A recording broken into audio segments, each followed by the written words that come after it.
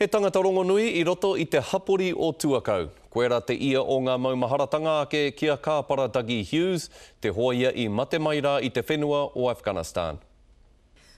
Ko te ngau o te mamai me te pauri. I feel for my family big time.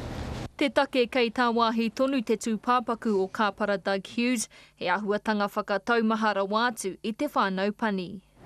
Too far away for us, we can't get there. No one with him. No one of us here.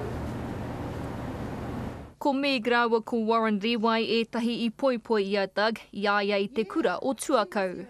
We took Doug into our community and into the school and we're going to miss him. Hei tā e nei kai hāpai ia Doug, he tangata I pūmau ki tana mahi hei hoia. Engari I mōhio rāua I te āhua kōroiroia ki te hoki anō ki Afghanistan e ono marama ki muri. When he hugged me as I left, he said, I'm not sure this time, sir, not frightened. Engari e kore ngaro te tū whakahihia tōna hapori o Tuakau mō ngā taumata I kakea e ia.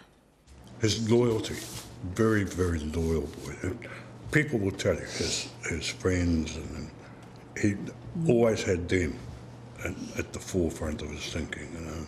Paira wātu I ngā mea katoa te whakatau kia te kura o Doug, hei tā o nā hua he kōrero e hāngai puana. Ki aia? Kaha I te mahi hakina kina, kaha hoki I te mahi o tana taha Māori me ki te reo me ona tikanga. Kaha no hoki te tū o te haka. Ki ana whakaro he kaiwaiata korokoro tū, engari rere kia oku nei whakaro pāna ki tērā.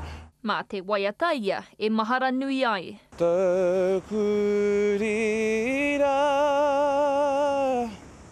taroha e.